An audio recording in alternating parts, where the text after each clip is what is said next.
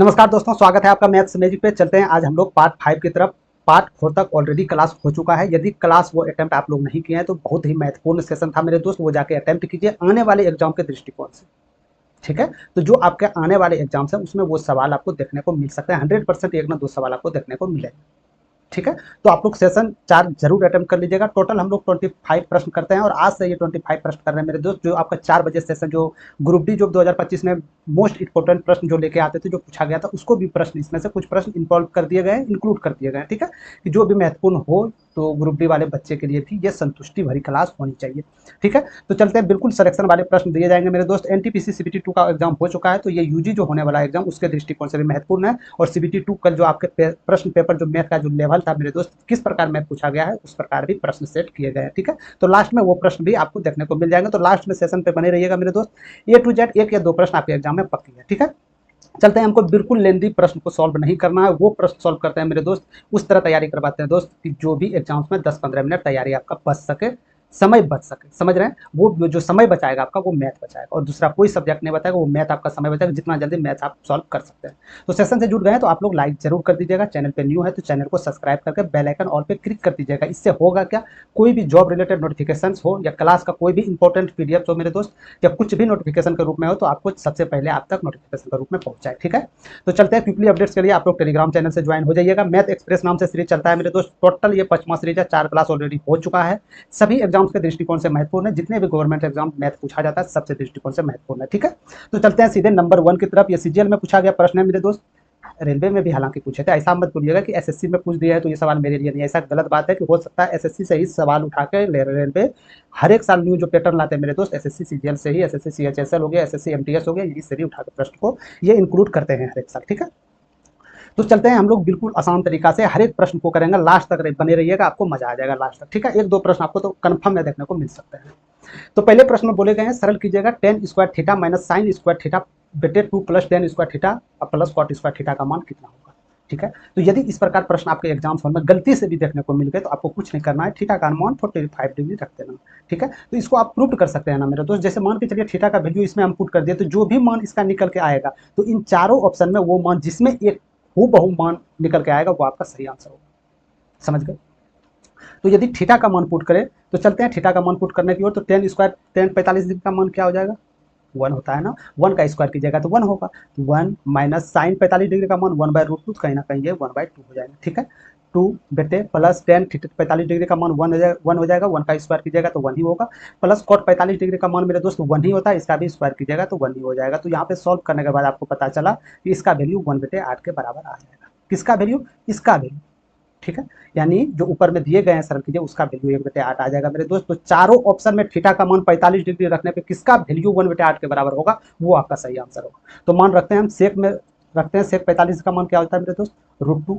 √2 पे पावर 6 ये कितना हो जाएगा, 8 हो जाएगा। ये नहीं हो सकते हैं, अरे ये तो हो ही नहीं सकते हैं। अच्छी बात है, चलते हैं आगे। साइन 45 डिग्री का मान क्या हो जाएगा, 1/√2। 1/√2 पे पावर 6 है तो क्या हम इसको 1/8 बोल सकते हैं, जी हाँ बोल सकते हैं। √2 को यदि 6 बार गुना कीजिएगा तो 1/8 ही तो आएगा ना मेरे दोस्त। 1 यदि √2 को 6 बार गुना कीजिएगा तो 1/8, तो यही आपका राइट आंसर होगा। हम नीचे जाएंगे भी और नीचे होगा भी, नीचे ये इसका मान 2 हो जाएगा, कॉस का भी मान 2 हो जाएगा। तो एक ही नंबर आपके ऑप्शन में, नंबर 2 इज राइट आंसर। समझ गए, तो ये प्रश्न हो सकता है आपके एग्जाम्स में देखने को मिल सकते हैं। हर एक प्रश्न इंपॉर्टेंट है मेरे दोस्त। हर एक प्रश्न, जितने विभिन्न एग्जाम जो है बता नहीं सकते हैं कहाँ कहाँ से प्रश्न लाए गए हैं, सब आप लोग के लिए। तो आप लोग लास्ट तक बने रहिएगा, बेहतरीन तरीका से मजा आ जाएगा। ऑफिशियल पेपर की तरफ पेपर को सेट कर दिया गया। ठीक है, दूसरे नंबर प्रश्न की ओर चलते हैं। दूसरे नंबर प्रश्न बोला जा रहा है, ये बहुत ही आसान प्रश्न है, हालांकि कर लेते हैं। एबीसी एक कार्य क्रमशः 3 और 2 और 6 दिनों में कर सकते थे। एक साथ कार्य करते हुए वे इस कार्य के 3 गुने को कितने समय में पूरा करेंगे, आपको बताना है। तो ये तीनों भाई साहब एबीसी इतना इतना दिन में कर रहे थे, तो जो ये काम कर रहे थे इसके 3 गुने काम इसको मिल गया है। तो आपको बताना है कि एबीसी तीनों मिलकर ये इसके 3 गुने काम को कितने दिनों में करेंगे। ठीक है, तो वो सबसे पहले करने के लिए जो ये फिलहाल काम कर रहा था, जिसको 3 दिन में, 2 दिन में, 6 दिन में कर रहा था, तो इसका टोटल वर्क कितना था या टोटल काम ये कितना कर रहा था। टोटल काम कहीं ना कहीं मेरे दोस्त इसका एलसीएम हो जाता है। तो 3 2 6 का एलसीएम क्या होगा, एलसीएम 6 ही तो होगा, तीनों से विभाज्य 6 हो जाएगा। तो यानी 3 एक दिन में कितना इकाई, यानी ए एक दिन में कितना इकाई कर रहे थे, 2 इकाई काम कर रहे थे। अरे यदि आपके पास टोटल काम मेरे दोस्त 6 इकाई है, तो एक दिन में ए 2 इकाई करेंगे तो तभी तो 6 इकाई काम करने में पूरा 3 दिन का समय लग जाएंगे। ठीक है, तो बी एक दिन में कितने इकाई कर रहे थे, 3 इकाई कर रहे थे। 6 एक दिन में 1 इकाई, यानी कि हम सबको भाग देते जाना, जितना आएगा वो मेरा इकाई के रूप में होगा, एक दिन में इकाई। ये एक दिन में किया गया कितना इकाई है, तो ABC का कितना इकाई एक दिन में निकला, 2 इकाई, 3 इकाई, ये एक दिन में इतना भाग करेंगे। आपको काम कितने करने हैं, यानी जो टोटल काम था इसका 3 गुना काम करना है, साफ बोला गया है 3 गुना काम करना है। तो पहले 6 इकाई टोटल था मेरे दोस्त, अब 3 गुना बढ़ा देंगे तो कितना इकाई हो जाएंगे, अरे 18 इकाई होंगे ना। और एक दिन में तीनों मिलकर कितना इकाई करते थे, 3 2 5 1 6 इकाई करते थे। जब एक दिन में ये 6 इकाई काम करते हैं टोटल मिलकर ABC एक दिन में इतना इकाई काम कर सकते हैं, तो इतना इकाई काम करने में कितना समय लगेंगे, तो बोल दीजिएगा डायरेक्ट 3 दिन। तो 3 दिन इज राइट आंसर हो जाएगा ऑप्शन नंबर 2। ठीक है, सवाल में कुछ नहीं है, सिर्फ समझाने के लिए आपको बताए गए हैं, बिल्कुल कुछ भी नहीं है। ठीक है, चलते हैं हम लोग तीसरा नंबर प्रश्न की ओर। ये भी बहुत ही इंपॉर्टेंट प्रश्न है मेरे दोस्त, आपके रिसेंटली एग्जाम में 2-3 एग्जाम में पूछे गए ये प्रश्न। ठीक है, और आपके एग्जाम में भी आ सकते हैं, कोई ना कोई शिफ्ट में ग्रुप डी में देखने को भी मिल सकता है आपको। तो 146 196 के बीच कुल अभाज्य संख्याएं कितनी होगी ये आपको बताना है। तो अभाज्य संख्याएं आप किसे बोलते हैं, अभाज्य संख्याएं आप उससे बोलते हैं जो एक और स्वयं से विभाजित हो, तो वो अभाज्य संख्याएं होती है। तो सबसे पहले 146 के बाद की होनी चाहिए अभाज्य संख्याएं, और 196 के पहले की अभाज्य संख्याएं होनी चाहिए। तो 146 के बाद कौन अभाज्य संख्या क्या, 147 अभाज्य संख्याएं जी नहीं, ये 7 से भी डिविजिबल है ना, 21 से विभाज्य है, ये नहीं होगा। तो 149 होगा पहली बात। इसके बाद 151 हो जाएगा आपका, 157 फिर भी अभाज्य संख्याएं होगा, 163 आपका अभाज्य संख्याएं होगा, 167 आपका अभाज्य संख्याएं, 173 आपका अभाज्य संख्याएं हो जाएगी, 179 आपका अभाज्य संख्याएं होगा, और 181 आपका अभाज्य संख्याएं होगा। समझ पा रहे हैं, 183 क्या अभाज्य संख्याएं होंगे, नहीं, ये 3 से डिविजिबल है, 183 नहीं होंगे। तो अब 191 होंगे, 191 के बाद क्या होंगे, तो 193 होंगे। यानी इतनी संख्याएं हैं 146 और 196 के बीच में, जो ये संख्याएं अभाज्य संख्याएं, प्योर अभाज्य संख्याएं। तो कितनी वो संख्याएं हैं, 2 4 6 8 10, टोटल 10 वो संख्याएं हैं, जो कि मात्र 10 ही संख्याएं 146 और 196 के बीच में है। ठीक है, तो ये रिसेंटली पेपर का था मेरे दोस्त। ये प्रश्न को ध्यानपूर्वक याद रखिएगा सिर्फ। ठीक है, चलते हैं चौथा नंबर प्रश्न की ओर। ये भी प्रश्न अजीब तरीका मतलब है मेरे दोस्त, एनटीपीसी ग्रेजुएट लेवल में ये प्रश्न पूछे गए हैं। एनटीपीसी यूजी जो एग्जाम हुए थे आपके रिसेंटली 2026 में, उसमें भी ये प्रश्न देखने को मिले थे, ग्रुप डी में भी प्रश्न देखने को मिले थे। लेकिन ग्रुप डी में प्रश्न में क्या थे, धातु को इसमें धातु में कन्वर्ट हो रहा है, उसमें धातु को बेलन में कन्वर्ट करवा दिया था। ठीक है, तो ये रेलवे का शौक रहा है मेरे दोस्त, कहीं ना कहीं वो उसको कन्वर्ट करवाते रहता है। इसमें जो बोला जा रहा है कि 10.5 सेंटीमीटर त्रिज्या के एक ठोस धातु के गोले को पिघलाकर छोटी गोलाकार गेंदे वाले बनाई जाती है, जिसमें प्रत्येक की त्रिज्या 3.5 सेंटीमीटर है। तो सभी छोटी गेंदे के कुल पृष्ठ क्षेत्रफल का मूल गोले के पृष्ठ क्षेत्रफल का अनुपात क्या होगा। देखिए प्रश्न समझे आप, नहीं, मैथ्स को जब भी बनाइए मेरे दोस्त समझ के बनाइए, कोई फायदा नहीं होगा बिना समझ के बनाने से। ठीक है, क्योंकि हर एक सवाल हर एक साल जो है रेलवे पैटर्न को चेंज कर, थोड़ा सा भाषा लैंग्वेज में चेंज करता है, वही पुराना वाला पैटर्न यदि आप लेके बैठ गए तो आप फंस सकते हैं। ठीक है, तो आपका सबसे पहले उद्देश्य यह होना चाहिए कि कॉन्सेप्ट क्लियर हो, पहले समझे कि भाषा बोले क्या जा रहा है। इसमें बोला जा रहा था कि एक सबसे बड़े गोले हैं आपके पास, जिसकी त्रिज्या दिया गया है, कितना त्रिज्या दिया गया है, 10.5 सेंटीमीटर, यानी इसकी त्रिज्या जो है 10.5 सेंटीमीटर है। अब ये धातु को, ये जो बड़ा वाला धातु है, ये होंगे मान लीजिए सोना का धातु था, नहीं सोना ज़्यादा महंगा, सोना कैसे, लोहा का धातु था। ठीक है, लोहे का था। इसको क्या किया, इसको पिघलाए, पिघला के छोटे छोटे टुकड़े में कन्वर्ट किए इसको, जिसकी त्रिज्या 3.5 सेंटीमीटर था। तो कहीं ना कहीं ये छोटे टुकड़े में निकाल रहा है मेरे दोस्त, कहीं ना कहीं छोटे टुकड़े की संख्या आ जाएगी, क्या गोला निकाले जा सकते हैं, तभी तो हम इसका कुल पृष्ठ क्षेत्रफल निकाल सकते हैं। यदि इसका लास्ट में कुल पृष्ठ क्षेत्रफल एरिया बता रहा है कि कुल पृष्ठ क्षेत्रफल कितना होगा ये सभी छोटे गोले का, तो हमको ये सबसे पहले तो ज्ञात होनी चाहिए मेरे दोस्त कि टोटल छोटा गोला है कितना, तभी तो हम निकाल पाएंगे टोटल का कितना कुल पृष्ठ क्षेत्रफल हुआ। तो चलते हैं सबसे पहले हम छोटे गोले की संख्याएं को निकालते हैं। तो संख्याएं को निकालने के लिए इन दोनों का आयतन बराबर करना होगा, कि जो ही योग गलाएगा, ये गल के ही तो ये बन रहे हैं ना मेरे दोस्त, ये गल के ही ये बन रहे हैं ना, तो ये जितना आयतन गलेंगे तो उतना आयतन तो इन सब का होगा, जितना भी इसमें टोटल छोटे गोले होंगे सबको मिला देंगे तो उतना आयतन इसके बराबर हो जाएंगे, यानी आयतन बराबर होगा। इस प्रकार प्रश्न में हर एक सेशन में बताया आ रहा है, एक सेशन से दोस्त पार्ट 1 से पार्ट 3 तक, पार्ट 4 तक हर एक प्रकार के ये सवाल एक एक करवाए हैं, और डेली पूछता है आपके एग्जाम्स आएंगे, हर एक शिफ्ट में ऐसा प्रश्न पूछा जाएगा आपसे। ठीक है, तो सबसे पहले आयतन निकालते हैं। तो आयतन सबसे पहले बड़े जो हैं, बड़े वाले गोले जो हैं, यानी इसका आयतन क्या निकलेगा, तो इसका आयतन क्या होता है 4/3 पाई आर क्यू, आर क्या है बड़े वाले त्रिज्या, यानी 10.5 का क्यूब हो जाएगा। ठीक है, इसका आयतन निकल गया। अब इसका आयतन और इसके आयतन को हम बराबर कर देते हैं। तो इसमें गोले, छोटे वाले गोले, टोटल जितने भी छोटे गोले होंगे उसके टोटल आयतन के कितने छोटे गोले हैं हमको पता नहीं है कितने हैं, हम एक्स मान लिए कि एक्स छोटे गोले होंगे। ठीक है, तो इसका भी आयतन टोटल लेना होगा। टोटल आयतन क्या आ जाएगा 4/3 पाई आर क्यू, आर इसका क्या था छोटे वाले त्रिज्या का 3.5, इसका हम क्यूब कर देंगे। ठीक है, बिल्कुल आसान तरीका से समझना है आप लोग को। तो यहाँ से 4/3 पाई 4/3 बराबर है, तो ये दोनों वैल्यू चला जाएगा। यहाँ से यदि हम इसको करें मेरे दोस्त, हालांकि इसको क्यूब करके तोड़ना चाहिए, हम इसको डायरेक्ट कर रहे हैं, तो 5 × 15 ठीक है, 3 यानी कि 3 पे पावर क्यू हो जाएगा, तो x का वैल्यू क्या आ गया 27, यानी 27 छोटे इसमें छोटे छोटे गोले के टुकड़े होंगे। कितने टुकड़े होंगे टोटल? 27 टुकड़े। बस मेरे लिए आसान हो गए कुल पृष्ठ क्षेत्रफल निकालना। बड़े पहले हम टोटल निकाल लेंगे जितना भी मूल का कुल क्षेत्रफल था, छोटे छोटे 27 वो कितना कुल पृष्ठ क्षेत्रफल था, इसी का तो रेशियो पूछा जा रहा है ना। अरे इसी का रेशियो पूछा जा रहा है मेरे दोस्त, बस सिंपल था, यहाँ से निकाल लीजिए। हम जानते हैं सबसे पहले क्या निकालना है आपको, छोटी गेंदों का कुल पृष्ठ क्षेत्रफल। तो गोले का कुल पृष्ठ क्षेत्रफल जो होता है 4πr² होता है। क्या होता है? 4πr²। तो आर क्या, छोटे गेंद की त्रिज्या कितना थी 3.5, 3.5 का स्क्वायर कर देना। ठीक है, इसका रेशियो किसके साथ पूछा जा रहा है? मूल गोले की पृष्ठ क्षेत्रफल। मूल मतलब जो पहले वाला था, ये वाला था, तो इसका कितना हो जाएगा कुल पृष्ठ क्षेत्रफल? वही होंगे पाई 4πr²। तो इसकी त्रिज्या कितना था 10.5 सेंटीमीटर, तो इसका स्क्वायर कर देना। समझ में आ रहा है? 4π चला जाएगा। ठीक है, इसमें 27 कौन गुना करेंगे? हाँ, ये सब ध्यान रखना चाहिए मेरे दोस्त। 27 इस जगह छोटे टुकड़े हमको चाहिए, हम तो एक गोले का कुल पृष्ठ क्षेत्रफल, छोटे टुकड़े का एक कुल पृष्ठ क्षेत्रफल लिए, तो आपके पास गोले कितने निकले हैं? 27 गो निकले हैं ना, तो इसको 27 से गुना करना पड़ेगा ना। तो यहाँ से हो गया, तो 35 तिया 105, यानी कि 3 का ये स्क्वायर हो जाएगा, तो यहाँ से क्या निकलेगा 1/9 गुना 27। ठीक है, तो ये रेशियो क्या आ गया आपका 3:1 के रूप में रेशियो आ जाएगा। Right answer option number 3। समझ, ठीक है। तो सबसे पहले आपको आयतन को बराबर करना था, हमको छोटे गोले सबसे पहले निकालना था, कितनी छोटी गोलियां बनेगी ये निकल गए, बस टोटल हम यहाँ पे कुल पृष्ठ क्षेत्रफल निकाल लिए, इजी भी। ठीक है, चलते हैं 55 नंबर प्रश्न की तरफ। 55 नंबर प्रश्न में बोल रहा है यदि a + 1/a बराबर 3 हो तो a पे पावर 6 + 1/a पे पावर 6 का वैल्यू क्या होगा, हम आपको बताना। ठीक है, तो डायरेक्ट यहाँ से भी कर सकते थे, इसके भी फॉर्मूले होते हैं, लेकिन इतना लेंथी में नहीं पढ़ना है आप लोग को। सबसे पहले हम एक काम करते हैं, क्या हम इसको यदि a² में बदले, a² + 1/a² में बदल के मेरे दोस्त डायरेक्ट हम क्या क्यू वाले फॉर्मूले पे यूज कर सकते थे। यानी यदि x + 1/x बराबर पढ़े होंगे ना, वो x + 1/x बराबर यदि 2 हो तो x³ + 1/x³ का वैल्यू क्या होगा, इसमें फॉर्मूले ये यूज किए होंगे ना, x³ - 3x। तो डायरेक्ट हम इसका क्यू में तो इसको 6 में कन्वर्ट कर सकते हैं, जरूर कर सकते हैं। तो सबसे पहले a² + 1/a² का वैल्यू निकाल लेते हैं। तो इसको निकालने के लिए इसका स्क्वायर में -2 करते हैं, तो 3 का 9 हो जाएगा 7। बस 7 का ये क्यू में कन्वर्ट करना है, जिस प्रकार यहाँ क्यू रहता है, बस इसी फार्मूला के द्वारा आप 7 को x मानिए, तो 7 का क्यू 343 - 3x, x को यदि 7 मानते हैं तो 21, तो यहाँ से 322 इज राइट आंसर चले आएगा, 322 ऑप्शन नंबर 3। ठीक है, बिल्कुल आसान प्रश्न थे, ये आप भी कर लेते मेरे दोस्त, कुछ ज़्यादा डिफिकल्ट इस प्रश्न पे देखने को नहीं मिले थे। ठीक है, ये प्रश्न आप करके बताइएगा। एनटीपीसी सीबीटी 2 जो आपका कल एग्जाम्स हुए थे, ये प्रश्न हूबहू यही प्रश्न थे या नहीं थे जो एग्जाम्स देने गए थे स्टूडेंट, वो बताए गए थे कि इसी प्रकार के प्रश्न आपको देखने को एग्जाम्स में मिले थे। ठीक है, प्रश्न में क्या बोले जा रहा था कि एक वृत्त पर बाहरी बिंदु ए से 2 स्पर्श रेखाएं ए बी और ए सी खींची जाती है, जो इसके केंद्र इसके केंद्र ओ से 6 सेंटीमीटर दूर है। यदि वृत्त की त्रिज्या 3 सेंटीमीटर है तो कोण ओबीसी का मान क्या होगा, ये आपको बताना है।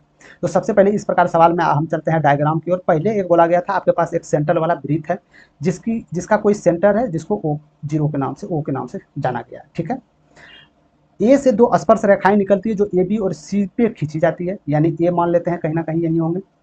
ए से स्पर्श रेखाएं निकल रही है और ए बी और ए सी को टच करते हुए जा रही है, यानी ये और ये।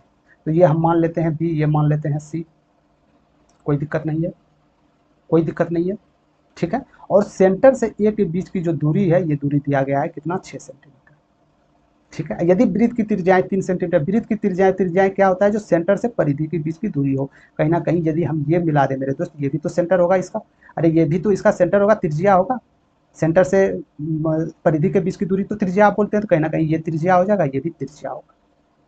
तो आपसे बोला क्या गया है, ओ बी सी का मान क्या होगा, यानी ओ ये बीच वाला जो है, बी और सी कहीं ना कहीं ये इस तरह यदि आके मिल जाए मेरे दोस्त, तो कहीं ना कहीं ये एक क्या का निर्माण कर रहा है, त्रिभुज का निर्माण कर रहा है। ठीक है, तो ये एक त्रिभुज का बोल रहा है, इसका कोण का मान क्या होगा आपको बताना है। ठीक है, यहाँ तक समझ गए, बिल्कुल कोई दिक्कत नहीं है। तो चलते हैं हम लोग सबसे पहले त्रिभुज को निकाल लेते हैं, त्रिभुज को ज्ञात कर लेते हैं। ठीक है, तो ये देख सकते हैं कि यदि यहाँ पे एक रेखा खींचा गया था जो 6 सेंटीमीटर था मेरे दोस्त, तो इसको हम क्या आधार मान लें, जो इसका त्रिज्या है जो 3 सेंटीमीटर गया है, यानी ये भी तो एक समकोण त्रिभुज के रूप में होंगे ना। ये जो बड़ा वाला ये जो कोण है, ये 90 डिग्री हो जाएंगे, यहाँ से वहाँ तक 90 डिग्री हो जाएंगे, तो ये भी कहीं ना कहीं समकोण त्रिभुज है। ये 6 सेंटीमीटर इसका कर्ण दिया हुआ है, और ये आपका आधार 3 सेंटीमीटर दिया गया है। तो हम जानते हैं कि कॉस थीटा का जो मान होता है, कॉस थीटा क्या होते हैं, आधार बेटे कर्ण होते हैं। आधार कितने हैं, आधार वही त्रिज्या है 3 सेंटीमीटर, अरे आधार तो वही त्रिज्या है ना 3 सेंटीमीटर। कर्ण क्या है, कर्ण 6 सेंटीमीटर है, तो यानी cos थीटा का वैल्यू कितना है, हाफ है। तो हाफ किसका वैल्यू होता है, हम जानते हैं हाफ जो होता है मेरे दोस्त 60 डिग्री का वैल्यू होता है। 60 डिग्री का वैल्यू होता है, तो कहीं क्या हम ये बोल सकते हैं आपके पास कि ये 60 डिग्री का मान निकल गया मेरा, यानी ये जो कोण होगा वो 60 डिग्री होगा। जब ये कोण 60 डिग्री होगा तो इसके बगल वाला कोण भी तो 60 डिग्री होगा, यानी ये दोनों कोण मिला के 120 डिग्री होगा।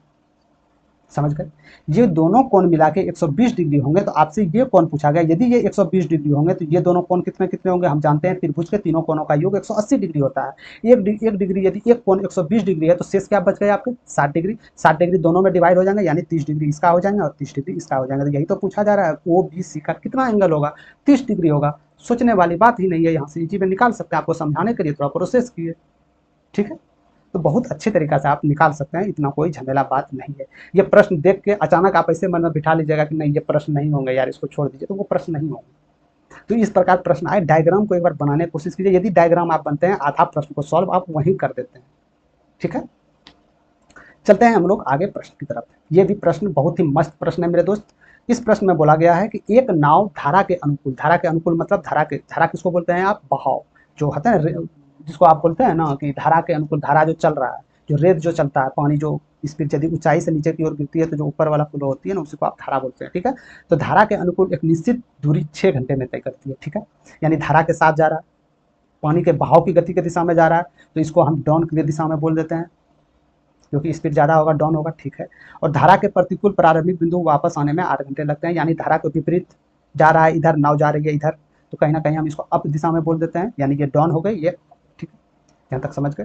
तो डाउन दिशा में जाने में और अप दिशा में आने में समय कितना लग रहे थे, डाउन दिशा में जाने में 6 घंटे लग रहे थे, आने में 8 घंटे लग रहे थे। क्या मैं ये बोल सकता हूँ कि ये टाइम का रेशियो होगा, जी हाँ टाइम का रेशियो होगा। और टाइम का जो रेशियो दिया गया है, यदि ये रेशियो हम उल्टा कर दें मेरे दोस्त, तो ये रेशियो किसका आ जाएगा, तो ये रेशियो स्पीड का हो जाएगा, किसका होगी, चाल का हो जाएगा, होगा ना ये रेशियो चाल का हो गया। अरे हुआ ना, हम जानते हैं ना टाइम का रेशियो उल्टा ही चाल का रेशियो होता है मेरे दोस्त। तो इसका एक मिनिमम रेशियो में यदि हम तोड़े, तो मिनिमम रेशियो में तोड़ते हैं तो 4 और 3 के अनुपात में क्या आ जाएगा, ये मिनिमम रेशियो, अरे दोस्त 4 और 3 के अनुपात में आ जाएगा क्या, 100% आएगा, 100% आएगा। तो आपसे क्या बोला जा रहा है, यदि धारा की चाल 4 किलोमीटर प्रति घंटा है तो स्थिर जल में नाव की चाल क्या होगी। तो धारा की चाल आप कैसे निकालते हैं, धारा की चाल आप कैसे निकालते हैं, यानी जो जाने में लग रहा है गति और आने का गति को माइनस कीजिए और 2 से भाग दीजिए। यानी कि 4 में यदि 3 जाएगा 1 होगा, इसमें 2 से भाग दीजिए, यही तो करंट की गति होगा। तो यहाँ 1 का वैल्यू क्या निकल गया, 8। अरे क्या 1 का वैल्यू 8 निकला, यदि 1 का वैल्यू 8 निकला मेरे दोस्तों, अब दिशा में जाने में जो इसका स्पीड होगा कितना निकलेगा, 24 किलोमीटर प्रति घंटा। और डाउन दिशा में जाने में जो इसका गति होगा कितना हो जाएगा, 32 किलोमीटर प्रति घंटा। और सही बात है कि धारा के दिशा में जाने में चाल ज़्यादा होगा, धारा के अब दिशा में चाल कम होगा। तो आपसे स्थिर जल में नाव की चाल पूछा जा रहा है, तो स्थिर जल में नाव की चाल आप कैसे निकालते हैं, कि जाने में जो गति है, आने का जो गति है, दोनों को जोड़िए, 2 से भाग दे दीजिए, स्थिर जल में पानी का गति निकल जाएगा। तो अब 32 और 24, 56 को 2 से भाग दीजिएगा, 28 किलोमीटर पर घंटा इसका स्थिर जल में नाव की चाल, समझ गए, ठीक है। तो आप इस रेशियो मेथड से भी निकाल सकते हैं, बिल्कुल आसानी तरीका निकाल सकते हैं, या तो आप एक्स मान के भी निकाल सकते हैं, ठीक है। यदि आप इस तरह प्रश्न को सॉल्व करते हैं मेरे दोस्त, हर एक प्रश्न में यदि 1 सेकंड या 2 सेकंड या मान के 5 ही सेकंड हर एक प्रश्न में समय आपका यदि बचा, तो समझिए कि लास्ट तक मैथ खत्म करते करते कितना समय बच जाएगा आपका, है ना। तो बिल्कुल ही इसी तरह प्रकार से प्रश्न को वहाँ एग्जाम हॉल में सॉल्व करना है, समझ गए। चलते हैं हम लोग 8वां नंबर प्रश्न की तरफ। 8वां नंबर प्रश्न में बोला गया, एक समलंब चतुर्भुज के सभी आंतरिक कोणों का योग कितना होता है। एक समलंब चतुर्भुज हो मेरे भाई, समचतुर्भुज हो या कोई भी चतुर्भुज हो, जो आंतरिक कोणों का योग हमेशा 360 डिग्री हो जाता है, समझ गए। कोई भी चतुर्भुज, ये बोल रहा था ये एक समलंब चतुर्भुज है, तो आंतरिक कोणों हमेशा 360, ये कोण भी 90 डिग्री होगा, ये भी 90, ये भी 90, ये भी 90, यानी टोटल 360 डिग्री हो जाता है, तो इसमें कोई चेंजेस नहीं होता, ठीक है। तो ये प्रश्न पूछा गया था, इसे ही प्रश्न लेके नहीं आए थे दोस्त, ये प्रश्न पूछा गया था, तो आपके लिए जानकारी के लिए ये प्रश्न को लेते आए, ठीक है। और इसमें बार बार बोले गए कि प्रश्न को वैसा सेट किए गए हैं जो आपके ऑफिशियल पेपर के अनुसार आते हैं, उसी प्रकार प्रश्न सेट किए गए हैं, ठीक है। 9वां नंबर प्रश्न की ओर चलते हैं। 9वां नंबर प्रश्न हाइट एंड डिस्टेंस का प्रश्न है। 28 मीटर लंबी एक सीढ़ी एक दीवार के सहारे टिकी हुई है जो जमीन के साथ 60 डिग्री का कोण बनाती है, तो वो ऊंचाई ज्ञात कीजिए जिस पर सीढ़ी दीवार को छूती है। यानी कि एक सीढ़ी थी, जो एक दीवार था आपके पास, ये दीवार था, तो एक सीढ़ी ये दीवार पे इस प्रकार लटक रही है, यहाँ से जमीन से, ये हो गया आपका ग्राउंड, ये हो गया जमीन, ये मान के चलिए ये आपका सीढ़ी हो गया, ठीक है। ये आपका सीढ़ी हो गया दोस्तों, ये आपका सीढ़ी है, ठीक है, ये आपका छत है, तो ये सीढ़ी पे ये दीवार है टिकी हुई है। ठीक है। तो जहां जिस जमीन से ये दीवारें टिकी है उस जगह जमीन के साथ 60 डिग्री का कोण बनाती है, कोण बनाती है। और ये 28 मीटर लंबी सीढ़ी है, सीढ़ी की जो लंबाई है वो 28 मीटर है। तो आपको बताना है कि ये दीवार इसका ऊंचाई क्या होगा, ये दीवार का ऊंचाई क्या होगा, ये आपको बताना। समझ गए, दीवार का ऊंचाई आपसे पूछा जा रहा है। तो यदि ये 6 डिग्री है तो हम जान सकते हैं कि ये 90 डिग्री होगा। समकोण त्रिभुज है तो ये 90 डिग्री है, ये 90 डिग्री, ये 60 डिग्री है तो ये 30 डिग्री होगा। और हम ये भी जानते हैं कि 90 डिग्री कोण वाले भुजा कर्ण होते हैं और कर्ण का वैल्यू 2a के बराबर होता है, यानी 90 डिग्री भुजा का जो वैल्यू होता है 2a के बराबर हो जाता है। तो यानी ये यदि 2a के बराबर हो जाएंगे मेरे दोस्त, 30 डिग्री सामने भुजा a के बराबर होते हैं और 60 डिग्री सामने के भुजा a√3 के बराबर होते हैं। ठीक है, यहाँ तक समझ गए आप। तो क्या पूछे जा रहे हैं कि 90 डिग्री सामने तो भुजा दिया गया था ना 28 सेंटीमीटर, यानी इसका वैल्यू कितना बराबर होता है 2a का वैल्यू दिया गया है 28 सेंटीमीटर। तो क्या a का वैल्यू निकाल सकते हैं? जी हाँ, 14 सेंटीमीटर। यदि a का वैल्यू 14 सेंटीमीटर निकल गया तो आपसे पूछा क्या जा रहा है? तो यही तो ऊंचाई पूछा जा रहा है। अरे यही तो ऊंचाई पूछा जा रहा है मेरे दोस्त। ये किसके सामने है? ठीक किसके सामने है? ये 60 डिग्री के सामने है। 60 डिग्री के सामने भुजा का क्या वैल्यू हो जाएगा? 1√3, बस a√3, सॉरी a√3, ए का मान निकल चुका है क्या? 14। तो 14√3 आपका राइट आंसर होगा, यही आपका राइट आंसर होगा। √3 का वैल्यू पुट कर सकते हैं, 1.372 हो जाता है मेरे दोस्त, लेकिन अप्रोक्सीमेटली 1.74 से भी गुणा करके आप निकाल सकते हैं उसको, तो जो उत्तर आ जाएगा उसमें से एक हो जाएगा। ठीक है, समझ गए? तो बिल्कुल इस प्रकार से सवाल को करना है। चाहे तो आप टेन थीटा से भी अप्लाई कर सकते हैं, यहाँ टेन थीटा से भी, कॉस थीटा से भी, जिससे भी बनाना चाहे उससे बना सकते हैं मेरे दोस्त। सिंपली ये मेथड है कि इसको आप चाहे तो ऐसे भी बना सकते थे।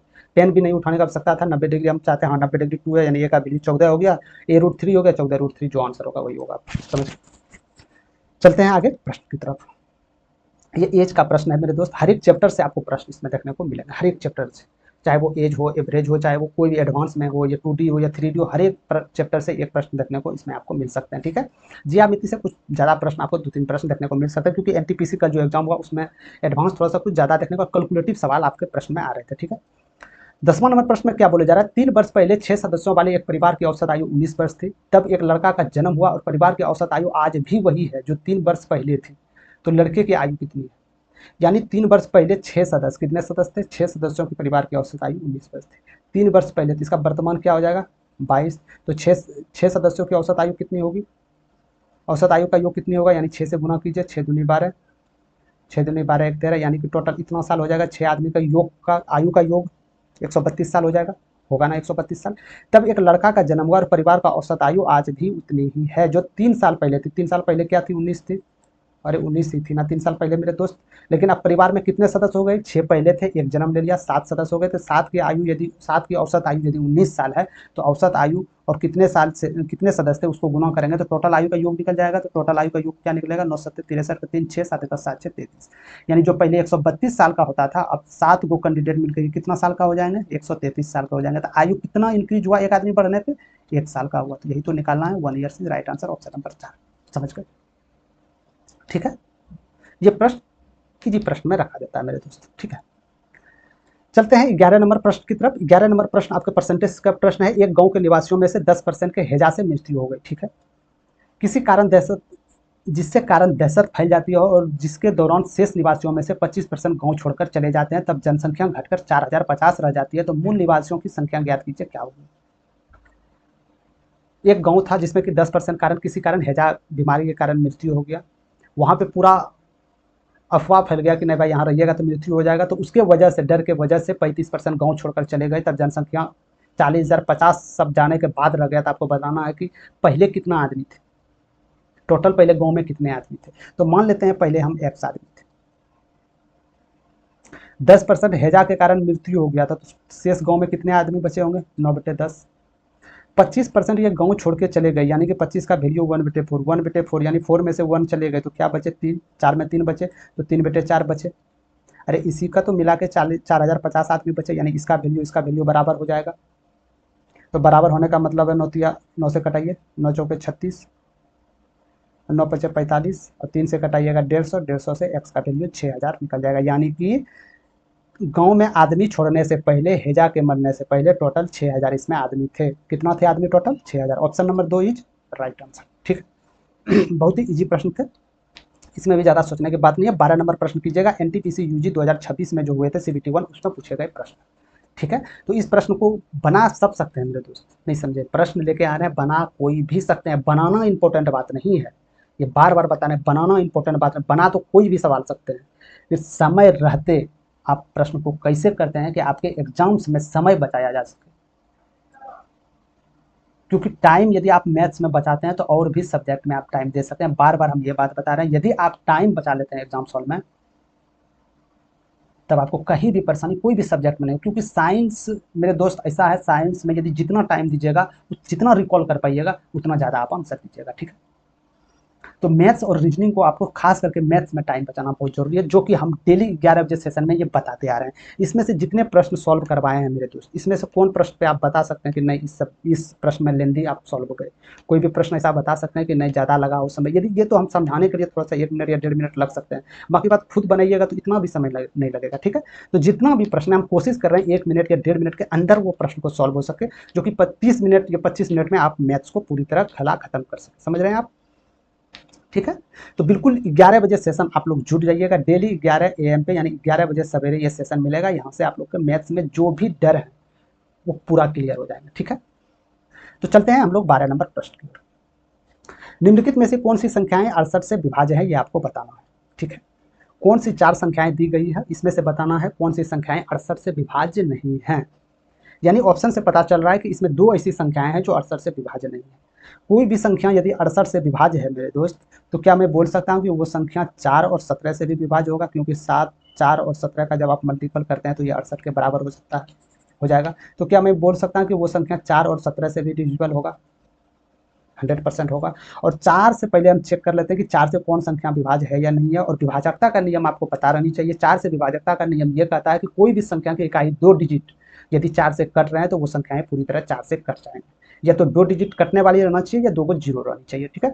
तो क्या 50 लास्ट 4 से कट रहे हैं? नहीं कट रहे हैं, ये उत्तर नहीं हो सकते। क्या 50 कट रहे हैं? नहीं हो सकते, ये उत्तर नहीं हो सकते। क्या 60 कट रहे हैं? जी हाँ कट रहे हैं, ये उत्तर हो सकते हैं। और ऑप्शन से देख के हमको लगता है कि इसमें से जो बचेगा लास्ट वो होगा, यानी कि चौथा होगा। तो तीसरा और चौथा इज राइट आंसर हो जाएगा। 3 और 4 number 1 is option is right answer. समझ गए?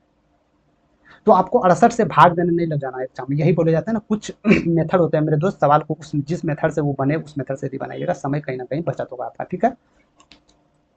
तो ये प्रश्न करने से पहले कुछ नियम आपको याद होनी चाहिए मेरे दोस्त, कि जैसे मान के चलिए a बटे b है। यदि a बटे b है, यदि इसके पावर पर x है, ठीक है, तो यदि इसका वैल्यू हम बदलेंगे, ऊपर नीचे बटा में खेल करेंगे, जैसे b बटे a कर दिए मेरे दोस्त, तो ऊपर ये माइनस में जुट जाएगा, जो भी पावर होगा वो माइनस में चले जाएगा, ठीक है। और एक चीज ये भी हम जानते हैं कि a पे पावर m गुना a पे पावर n जो हो जाएगा, यदि बेस समान होगा, पावर विषम होगा, गुणनफल के रूप में होगा, तो पावर हमेशा जुट जाएगा, यानी m प्लस n हो जाएगा, ठीक है। यहाँ तक क्लियर हो गए? बस सवाल भी क्लियर आपका, समझिए हो ही गए। तो 14/6 आपका वैल्यू इसके बराबर करना है। याद रखिएगा जो दाईं तरफ दिया गया उसका वैल्यू हमेशा उसके बराबर रखना है। तो 6/14 क्या ये है? नहीं है। इसको 6/14 करने के लिए क्या होगा? तो जिस प्रकार बताए ऊपर माइनस का चिन्ह आ जाएगा, जिस प्रकार यहाँ आपको बताए गए, ठीक है। तो गुना क्या 6/14 है? हाँ जी हाँ, ये 6/14 है। तो पावर पे क्या है? 3 है, अच्छी बात है। क्या ये 6/14 जी नहीं है? इसको भी उल्टा हम करेंगे तो 6/14 आ जाएगा। पावर पे क्या आ जाएंगे? 10 क्या माइनस में आएंगे? जी हाँ माइनस में आएंगे, बराबर 6/14 9m प्लस 9 आ जाएगा, ठीक है। तो इस प्रकार एग्जाम्स में आता है, तो पलटाना इस तरह लिखना नहीं पड़ता मेरे दोस्त, डायरेक्ट इसको यहाँ पे माइनस कर देते सब संख्याएं। और हम जानते हैं कि यदि बेस समान हो, सब गुणनफल के रूप में हो, तो पावर जुट जाता है। तो पावर 6/14 पे पावर क्या जुटेगा सब? कि -8 प्लस 3 और -10 बराबर हो जाएंगे 6/14 पे पावर 9m प्लस 9, ठीक है। तो हम ये भी जानते हैं कि यदि बराबर में दोनों बेस समान हो, तो पावर में जो भी संख्याएं रहता है वो भी समान हो जाता है, यानी कि 9m प्लस 9 बराबर क्या हो जाएंगे? यानी 18 में 3 जाएंगे, -15 हो जाएंगे, ठीक है। -15 ही होंगे ना, क्योंकि -18 में +3 जाएंगे, -15 होंगे। तो 9m बराबर क्या हो जाएंगे? इधर -24 हो जाएंगे होंगे ना। तो m बराबर क्या हो जाएंगे? तो -24/9 हो जाएंगे। तो 3 8 24, 3 3 9, -8/3 हो जाएगा। तो यही आप लोग के लिए राइट आंसर होगा, -8/3, ठीक है। कोई दिक्कत नहीं है, बस ये चीज आपको नियमतः याद रखना चाहिए कि किसी को भी यदि बेटे में ऊपर बदलते हैं तो पावर जो होती है संख्या उसमें नेगेटिव चिन्ह परिवर्तन हो जाता है, ठीक है।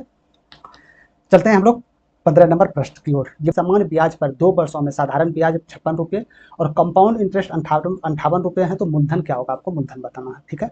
तो 2 साल में साधारण ब्याज 56 रुपये हो गए मेरे दोस्तों। पहले साल में कितना रुपया आए होंगे? 28 रुपया। दूसरे साल में 28 रुपया। और कंपाउंड इंटरेस्ट जो है पहले साल में भी 28 रुपया आए होंगे, क्योंकि पहले साल कंपाउंड इंटरेस्ट सिंपल इंटरेस्ट बराबर होता है, ठीक है। तो दूसरे साल जब 58 आ गए पहले साल, तो दूसरे साल 30 रुपया आए होंगे। तो कहीं ना कहीं 2 रुपया एक्स्ट्रा आ रहे होंगे, किस पे, 28 पे, 100 पे। यहाँ पे परसेंटेज आपका निकल जाएगा।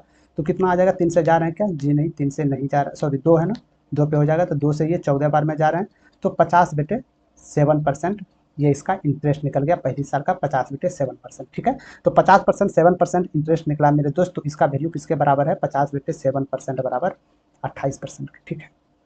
यानी पहले साल का जो इंटरेस्ट लगा वही तो 50/7% था। 100% आप मूलधन मानते हैं, तो 100% किसके बराबर हो जाएगा। तो यहाँ से यदि आप करते हैं तो 50 दूनी 100 और 56 × 7 यदि करते हैं मेरे दोस्त, तो 42 इकाई डिजिट पे 2 आएगा। हमको कुछ नहीं करना, डायरेक्ट यहाँ से इस प्रकार आंसर दे सकते थे, ठीक है। तो कुछ नहीं करना था, कितना रुपया ज़्यादा दूसरी साल में हो रहा है उसके लिए, इसके लिए मूलधन 28 रुपया ही है मेरे दोस्त। तो यहाँ से परसेंटेज निकल गया, जो कि पहली साल के बराबर हमको कर देना था, ठीक है। तो यहाँ से ईजी तरीका से आप आंसर निकाल सकते थे। चलते हैं 16 नंबर। जब कोई भी चैप्टर स्टार्टिंग से करेंगे मेरे दोस्त, तो जो मेरा मेथड है, हम किस मेथड से बनाते हैं, कैसे बनाते हैं, तो यदि वहाँ से सेशन आप लोग फुल्ली अटेंड कीजिएगा तो कहीं भी परेशानी में इसमें आपको नहीं होगा। बहुत जल्दी, लेकिन कुछ समय लेट है मेरे दोस्त, कुछ समय के बाद एकदम बिल्कुल स्टार्टिंग पॉइंट से बेसिक टू बेसिक हम लोग मैथ्स पूरा सिलेबस कंट्रोल करेंगे, ठीक है। अब बिल्कुल ईजी तरीका से करेंगे। चलते हैं 16 नंबर प्रश्न की तरफ। 16 नंबर प्रश्न में बोला गया, यदि नीरज विद्या, विद्या इसको ध्यानपूर्वक कर लीजिएगा, गलत हो गया टाइपिंग में। यदि नीरज विद्या और मोहन के बीच 546 सेब को 1/6 और 1/2 के अनुपात 1/3 के अनुपात में वितरित किए गए, तो मोहन को कितने सेब मिले। तो जब भी इस तरह आपके सवाल आए जो बटे के रूप में दिया गया हो, तो इसको सरल भिन्न रूप में तोड़ने के लिए तो एलसीएम इसमें ले लीजिए। तो एलसीएम इसका क्या आएगा, 6 2 3 का एलसीएम ये जाएगा, तो टोटल में एलसीएम से गुना कर लीजिएगा। तो सिंपली तरीका से यदि 6 आ जाता है, टोटल एलसीएम में 6 से गुना करना है मेरे दोस्त। तो 6 का 6, 2 तिया 6 और 3 दूनी 6, 1 3 2 के अनुपात में ये सब धन वितरित होंगे। तो टोटल आपके पास कितना धन थे, 546 थे, लेकिन रेशियो में तो इसी में थे। रेशियो में यदि जोड़िएगा, ये जोड़िएगा तो बराबर हो जाएगा। तो 3 2 5 1 6, 6 रेशियो के बराबर क्या आ गया, 546 थे। एक रेशियो का वैल्यू निकल जाएगा, 9 6 चौवा 9 का 9, कितना निकल गया, 91। तो आपसे पूछा क्या गया, मोहन को कितने सेब मिलेंगे।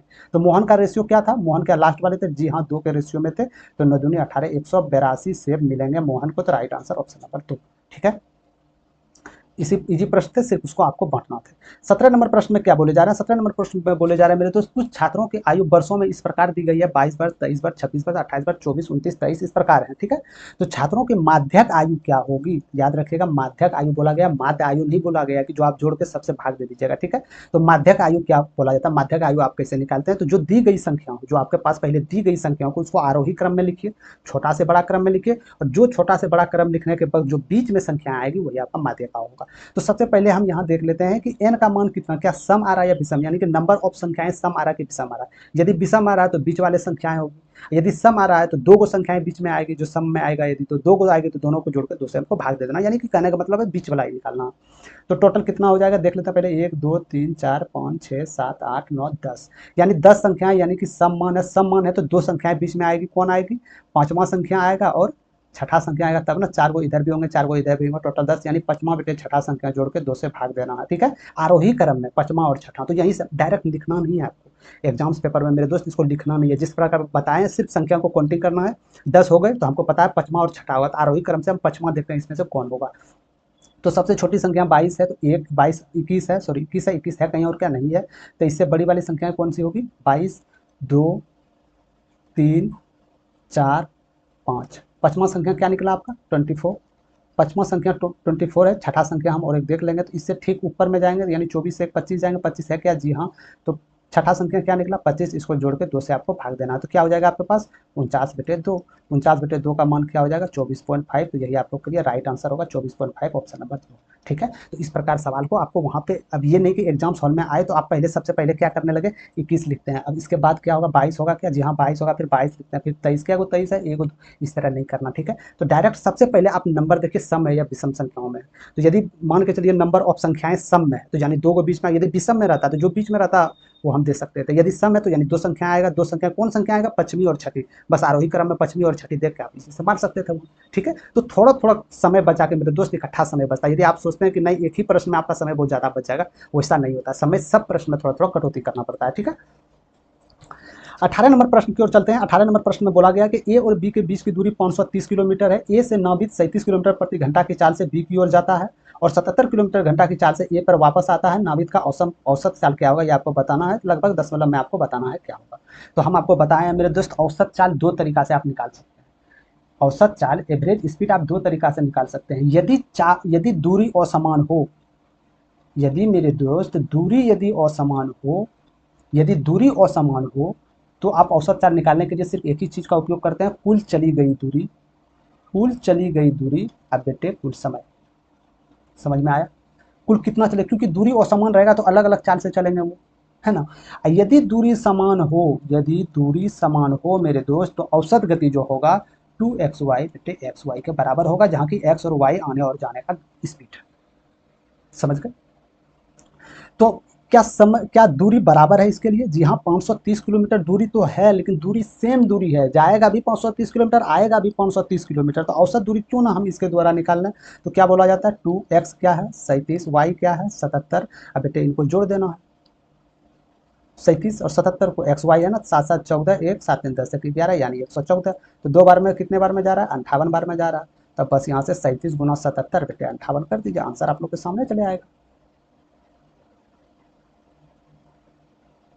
ठीक है, तो हम एक काम करते हैं कि यदि इसको गुना करने में सबसे पहले हम इसको 11 और 7 मान लेते हैं, जैसे 37 गुना 11 गुना 7 मान लेते हैं और 58, क्योंकि 37 का गुना 11 बहुत ही आसान होता है। क्या हो जाएगा इसका 407 गुना 7 हो जाएगा और बेटे 58 हो जाएगा। इसको कीजिएगा 7 7 49, 7 चौके 28 और बेटे 58। तो ये कितने बार में जा रहा है अप्रोक्सीमेटली देखिएगा, 58 4 5 बार में तो नहीं जाएंगे, यानी कि 4 बार में ये जाएंगे, 4 सब में है। ठीक है, 4 बार में जाने के बाद क्या बचेगा, 8 चौक 32 3 और 5 चौक 20 3 23। तो इसमें जो बचेगा मेरे दोस्त 529 बचेगा। 529 कितने बार में जाएगा ये तो लगभग 10 या 9 बार में जाएंगे। तो एक ही ऑप्शन में 9 बार में, तो यहाँ से आप पूरी तरह भाग भी देने नहीं बोल रहे हैं, आपको पूरी तरह भाग दीजिए, लेकिन बट उतना था तो दीजिएगा जो ऑप्शन में छटा जाए। ठीक है, चलते हैं हम लोग 19 नंबर प्रश्न की तरफ। बहुत ही बेहतरीन प्रश्न होने वाला है ये प्रश्न, आपके एनटीपीसी में जो आए हैं प्रश्न मेरे दोस्त, कल उसी के अंतर्गत ये प्रश्न पूछे गए हैं। हो सकता है नंबरिंग चेंजिंग हो या ये आपका जो उसका दिया गया है वो अक्षर चेंजिंग हो, लेकिन प्रश्न लगभग हूबहू इसी सवाल में और इसी टॉपिक पे आए हुए थे। ठीक है, 19 नंबर में बोला गया त्रिभुज एबीसी में डीई समांतर एसी है। सबसे पहले हम त्रिभुज का निर्माण करते हैं। एक त्रिभुज एबीसी में, यानी ये ए है, ये बी है, ये सी है। तो त्रिभुज एबीसी में डीई समांतर है एसी के, यानी डीई समांतर है एसी के। तो डीई लगता है यहाँ देना पड़ेगा, यानी डी और ई यही देना पड़ेगा ना, कि डीई समांतर है एसी के, मतलब इसी के समांतर होनी चाहिए एसी के, तो इसी के समांतर ये है। ठीक है, डीई भुजाएं क्रमशः ए बी और बी सी पर बिंदु है। हाँ ठीक है, बी डी 8 है, यानी बी डी 8 दिया गया है। ए डी 7 है, यानी ए डी कहाँ है, ए डी 7 है, यानी ए डी ये 7 है।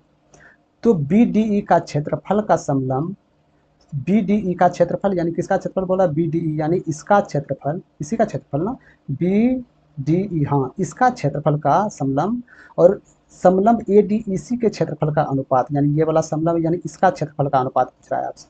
समझ में आ रहा है आपको, इसका क्षेत्रफल का अनुपात पूछ रहा है मेरे दोस्त, यानी इसका क्षेत्रफल और इसका क्षेत्रफल जो होगा इसका अनुपात क्या होगा आपको बताना है। तो ये हम बता सकते हैं यहाँ पे, ये हम बता सकते हैं कि इसका क्षेत्रफल कैसे होगा। तो जब भी कोई समरूप त्रिभुज हो, याद रखिएगा मेरे दोस्त, जब भी किसी समरूप त्रिभुज हो तो उसका एरिया जो हो जाएंगे ना, एरिया जो हो जाएंगे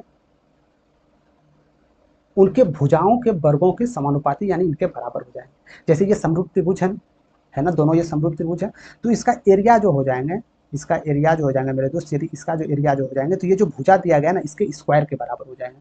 तो जैसे मान के चलिए पहले सबसे ऊपर वाला एरिया, छोटा वाला एरिया क्या हो जाएगा 64,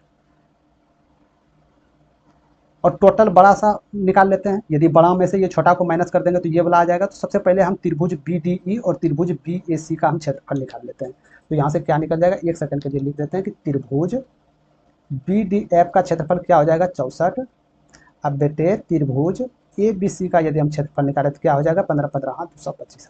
ठीक है, तो आपसे पूछा क्या गया है, अरे दोस्त आपसे पूछा क्या गया है, तो आपसे पूछा गया है बी डी ई यानी ऊपर वाला तो 64 है ही, यानी कि जो भी अनुपात होगा 64 और अनुपात प्लस में जाएगा 65 नहीं होगा, 161 नहीं 62 नहीं होगा, एक ही ऑप्शन में यहाँ से आप जा सकते हैं। ठीक है, लेकिन हम बनाते हैं इसको 64 अनुपात। अब हमको अनुपात किसका चाहिए, समलंब ए डी ई सी का चाहिए, यानी कि ए डी ई सी, यानी ये वाला चाहिए। तो ये वाला चाहिए मेरे दोस्त, यदि पूरा वाला में ये बाहर वाला हम फेंक दें उठा के तो क्या ये वाला आ सकता है, जी हाँ, यानी 225 में यदि 64 को माइनस कर दें क्या 161 आएगा, जी हाँ, तो यही इसके लिए राइट आंसर होगा। हालांकि आप नहीं भी निकाल सकते थे। ठीक है, आप डायरेक्ट एक ऊपर वाला भी एरिया निकाल के यहाँ से ऑप्शन से आप इसमें खेल कर सकते थे। ठीक है, यानी हम जानते हैं भुजा का स्क्वायर है, तो यानी 8 8 64 जो हो जाएगा, ऊपर वाला जो हो जाएगा वो 64 होगा, तो ऊपर वाला 64 एक ही पास है, आप यहाँ से भी जा सकते थे। समझ गए। चलते हैं हम लोग आगे प्रश्न की तरफ। इसीलिए बोले जा रहे हैं कि प्रश्न जब बनाइएगा ऑप्शंस को भी आप लोग साथ देखते चलिए। प्रश्न को पूरा पढ़ने के बाद सबसे पहले आप ऑप्शंस पे नजर रखिए, ठीक है। हो सकता है ऑप्शन जैसे इस जगह आप यदि पूरा निकालते, कोई लड़के तो ये नहीं निकाल पाते कि समलम चतुर्भुज कैसे निकाले आप इसमें से, लेकिन यदि ऊपर वाला निकाल लेता तो यहाँ से भी उत्तर दे सकता था, लेकिन ऑप्शंस को देखते आप तब ना। 20 नंबर प्रश्न पे चलते हैं मेरे दोस्त। ये परसेंटेज का सवाल है, ये प्रश्न भी पूछे जाते हैं। एक छात्र ने एक परीक्षा में अधिकतम अंकों 84% अंक प्राप्त किए, एक छात्र ने 84% अंक प्राप्त किए और 62 अंकों से उत्तीर्ण हो गया, मतलब 62 अंक उससे ज़्यादा निकल आए, यानी कि ये 62 अंक यदि इसमें से घटाइयो देते तो उसका कोई फर्क पड़ने वाला नहीं था, तो ये वो पास ही हो जाता। लेकिन जब उसने उसी परीक्षा में 45 अंक प्राप्त किए, जब इसी ने उसी परीक्षा में मेरे दोस्त जब 45 अंक प्राप्त किए, तो ये 35.5 अंक से फेल हो गए, यानी कि 45 नंबर तो हम लाते, लेकिन फिर यदि कोई भी हमको 35.5 नंबर देते तो हम पास हो जाएंगे। यानी कि पहले परसेंटेज जो ये लाया और ये जो लाया, इसका अंतर कितना निकला मेरे दोस्त? 9 39%।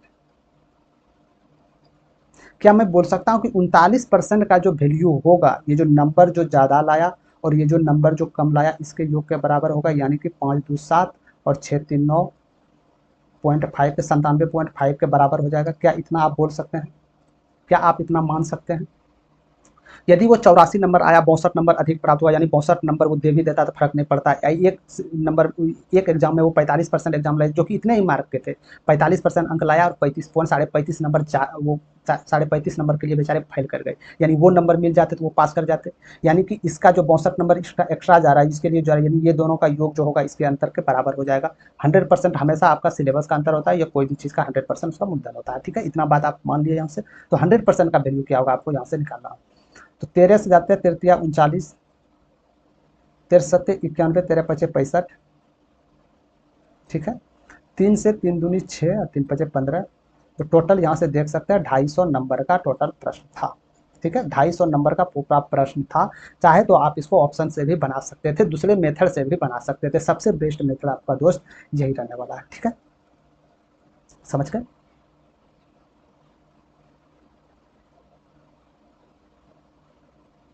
चलते हैं हम लोग आगे प्रश्न की तरफ। हमेशा याद रखना कि जब भी परसेंटेज इस प्रकार प्रश्न दिया हुआ है, परसेंटेज का अंतर जो ज़्यादा जो कम अंक लाया उसका योग हमेशा बराबर होते हैं। हमेशा याद रखना, इसको कभी बेसिक से यदि बताएंगे तो वहां से समझ में आएगा कि हमेशा क्यों रखते हैं, ठीक है। अनिशा 55,000 के साथ एक व्यवसाय शुरू करती है। अनिशा 55,000 के साथ एक व्यवसाय शुरू करती है, ठीक है। और 7 महीने बाद मीना और अनुषा, यानी कि ये जो धन लगाएगी अनुषा, ये 12 महीने के लिए लगाएगी, 1 वर्ष के लिए लगाएगी, ठीक है। लेकिन बाद में जो मीनल आई ना, वो 7 महीने बाद आई, 12 महीने के लिए धन लगा दिए हैं, 7 महीने बाद आएगा, यानी धन उसका 5 महीना के लिए अंदर में रहेगा। 7 5 12 5 ही महीना के लिए रहेगा। कितना धन लगाया ये हमको पता नहीं, लेकिन जो इसका लाभ का अनुपात जो निकला 8:3 निकला। हम जानते हैं लाभ का अनुपात पूंजी और गुणनफल जो हो जाता है इसके अनुपात के बराबर हो जाता है, ठीक है। तो यहाँ से मेरे दोस्त करते हैं 4 दूनी 8, 4 तिया 12, ठीक है, ठीक है, यहाँ तक ठीक है। 5 से करते हैं तो 5 से ये हो जाएगा 11,000, फिर 2 से कटाते हैं तो 2 से हो जाएगा 2 पंचे 10, यानी 5500। तो ये 3 तिया क्या हो जाएगा, ये 3 तिया 9 0 0 49, यानी 49,500 का योगदान मिलर के पूंजी लगाई थी। 49,500 is right answer, option number, ठीक है। समझ गए, बिल्कुल समझ गए। कुछ नहीं था बिल्कुल दोस्त, कुछ प्रश्न में नहीं है, ठीक है। चलते हैं 22 नंबर प्रश्न की ओर। एनटीपीसी यूजी रिसेंट, अधिकतर इस प्रश्न में ऐसा है जो रिसेंटली एग्जाम हुए थे उसी के अकॉर्डिंग आपके पेपर सेट किए गए हैं, ठीक है। जिस प्रकार ये प्रश्न अब रिसेंटली ऐसा प्रश्न आप लोग के एग्जाम्स में आ रहा है कि 4 ऑप्शन भी दे दिया, लंबा लंबा दे दिया, उसमें से भी ऑप्शन निकाल के आपको बताना किस पे कौन देगा। ये बहुत ज़्यादा प्रचलित है, आगे आने वाले एग्जाम्स में भी ये प्रश्न देखने को आप लोग को मिल सकते हैं, ठीक है।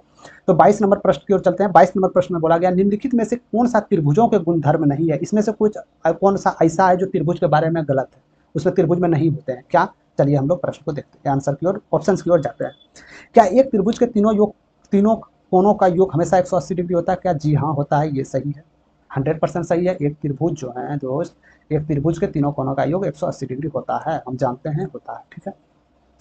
क्या एक त्रिभुज का क्षेत्रफल 1/3 आधार गुना ऊंचाई के रूप में परिभाषित क्या करते हैं? क्या नहीं जी, नहीं करते हैं, क्योंकि यहाँ पे हाफ होना चाहिए। ये गलत, क्योंकि हम जानते हैं त्रिभुज का जो एरिया निकलता है हाफ गुना आधार गुना ऊंचाई होना चाहिए, हाफ होना चाहिए, ना कि 1/3 होना चाहिए।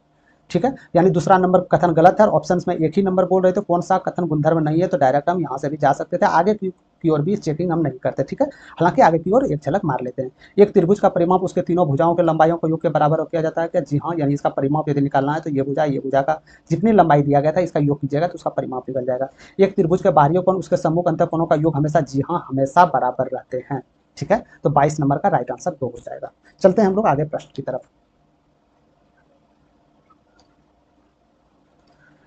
23 नंबर प्रश्न में बोला गया एक त्रिभुज की भुजाएं 75 सेंटीमीटर, 34 सेंटीमीटर, 61 सेंटीमीटर है। तो 34 सेंटीमीटर लंबाई वाली भुजा के संगत इसकी ऊंचाई की लंबाई क्या होगी, ये आपको बताना है। ये बहुत ही इंपॉर्टेंट प्रश्न है मेरे दोस्त, क्या आपसे ये हो पाएगा? ये थोड़ा सा आप इसमें मेहनत करके देख लीजिएगा। ठीक है, संभवतः इसमें कुछ टाइम लगने वाला है आपसे। यदि आप इस प्रश्न को बेसिक से बिल्कुल करते हैं तो सबसे पहले आपको जो है त्रिभुज का हिरोन फार्मूला द्वारा एरिया निकालना पड़ेगा, फिर त्रिभुज के एरिया के बराबर करना पड़ेगा, फिर वहां से आप लोग ऊंचाई निकाल सकते हैं। ठीक है, लेकिन हम आज बिल्कुल शॉर्ट मेथड से इसमें देखते हैं कि इस प्रश्न में सबसे कम समय में आप लोग कैसे कर सकते हैं। तो एक त्रिभुज की भुजाएं 75 सेंटीमीटर इतना दिया गया, 34 सेंटीमीटर ऊंचाई वाली भुजा के संगत ऊंचाई दिया गया है, यानी कहीं ना कहीं ऊंचाई दो तरह से आएगा इसका। देखिएगा कैसे, जैसे ये दो त्रिभुज है, एक त्रिभुज है, तो एक ये भी है इसके साथ। ठीक है, अभी पता चल जाएगा। जैसे हम मान लिए इसको ए बी सी, हालांकि इसको नाम भी नहीं देते हैं, एक सेकंड।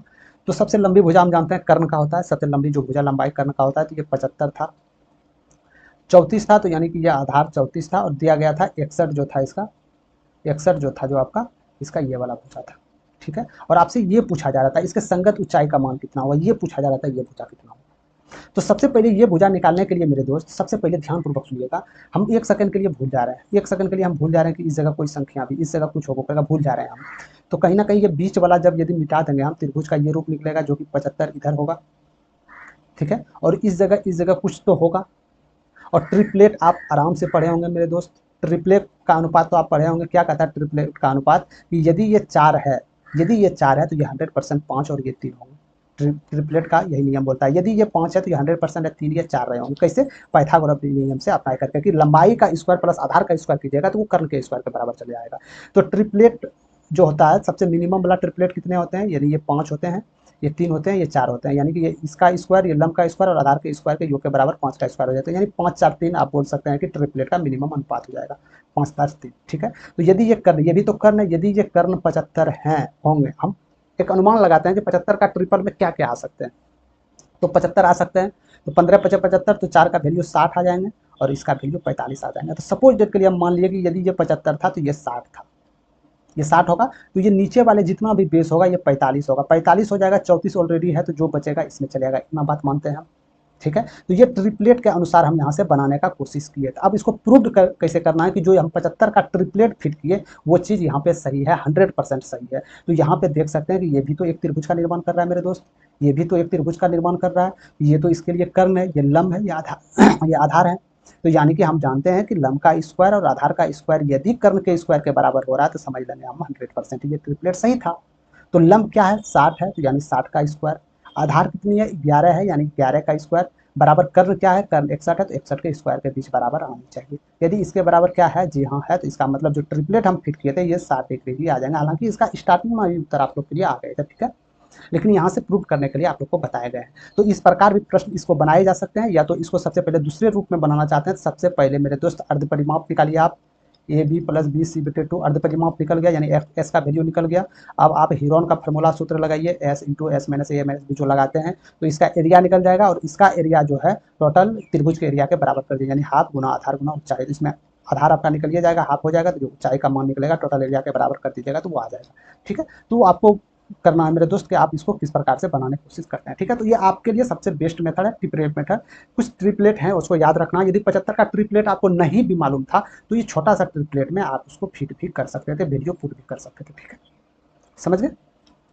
चलते हैं हम लोग 24 नंबर प्रश्न की ओर। ये 24 नंबर प्रश्न बड़ा ध्यानपूर्वक देखिएगा मेरे दोस्त, ऐसा सब प्रश्न बहुत बार पूछे जा रहे हैं रिसेंटली में। ठीक है, ये प्रश्न भी एनटीपीसी कल जो आपके हुए थे उसी के अकॉर्डिंग कुछ चेंजिंग इसमें होंगे, बाकी बात लगभग ऐसे ही प्रश्न पूछे गए थे।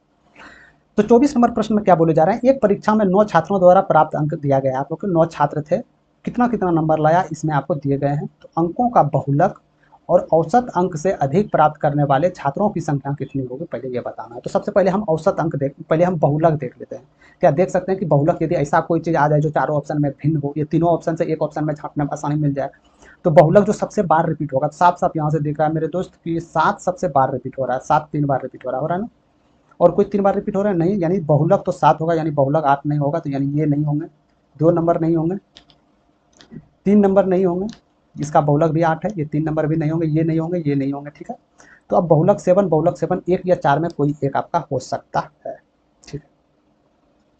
तो अब क्या करना होगा, तो अब हमको औसत से अधिक अंक प्राप्त करने वाले छात्रों की संख्या निकालना होगा। तो सबसे पहले इसका औसत निकालते हैं। तो औसत क्या हो जाता है, कुल संख्याओं का योग या कुल नंबर का अंक जो प्राप्त संख्याएं किया है, जो प्राप्त अंक किया है, कुल अंकों का योग बेटे कुल अंक, कितना अंक प्राप्त किए, कितने, तो 8 5 13, 13 7 20, 20 9 29, 29 6 35, 35 7 42, 42 8 50, 50 7 47, सॉरी 57, 50 7 57 और 57 10 67, यानी टोटल 67 थे।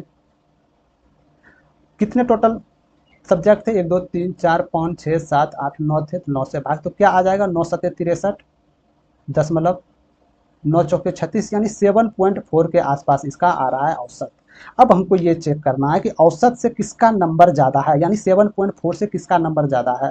तो 1 2 3 4, यानी 4 गो ऐसा है इसके पास में, छात्रों की संख्या 4 ऐसा छात्र हैं जिसका 7.4 औसत नंबर से ज़्यादा आ रहे हैं, तो 4 हो जाएंगे, 3 नहीं होंगे, ये भी नहीं हो सकते, तो राइट आंसर ऑप्शन नंबर 4, ठीक है। तो ये बिल्कुल लेटेस्ट प्रश्न, ऐसा प्रश्न पूछा जा रहा है रेलवे, ठीक है। तो जो आने वाले स्टूडेंट हैं, बिल्कुल इसी तरह सवाल से आप, बिल्कुल इस तरह सवाल से आप परिचित हो जाइए। ऐसा सवाल कहीं मिल रहा है, हालांकि ये डेली आप लोग 11 बजे सेशन अटेंड करते हैं, तो ऐसा सवाल जो लेटेस्ट पैटर्न है वो पैटर्न आपको डेली मिलते रहेगा खुराक के तौर पे, ठीक है। तो ये था आप लोग के लिए प्रश्न। आज 24 ही प्रश्न हो पाया मेरे दोस्त, 25वां प्रश्न टाइपिंग हुए थे, हालांकि इसको सेव नहीं कर पाने की वजह से ये प्रश्न भी आपका डिलीट हो गया। बहुत ही मस्त प्रश्न था, झोला वाला प्रश्न था, ठीक है। तो अभी के लिए यहीं रखते हैं। कैसा लगा पेपर, जैसे आप सॉल्व का तरीका देख लिए होंगे मेरे दोस्त, हम लोग लेंदी बिल्कुल नहीं जाने की कोशिश करते हैं, ऐसे यहाँ सॉल्व करते हैं कि जो अधिकतर स्टूडेंट, जो आपका मेन 1 2 नंबर के लिए, 4 नंबर के लिए स्टूडेंट सब रह जाते हैं, उसके लिए आप बिल्कुल टेंशन मत लीजिए। 2 3 नंबर के लिए ऑलरेडी आपका ये सेशन 11 बजे सेशन आप डेली अटेंड करते हैं, तो आप बिल्कुल आपका कहीं ना कहीं समय आपके एग्जाम्स में बचेंगे, ठीक है। तो इतना बात आप भरोसा रख के चलिए। तो पसंद आ गया तो आप लोग को लाइक और शेयर आप लोग जरूर कर दीजिए। कहीं भी आपको कोई भी सेशन में या कोई भी टॉपिक में दिक्कत आ रहा है तो आप लोग कमेंट सेक्शन में जरूर बताइएगा, ठीक है। तो धन्यवाद, मिलते हैं कोई और नेक्स्ट सेशन में।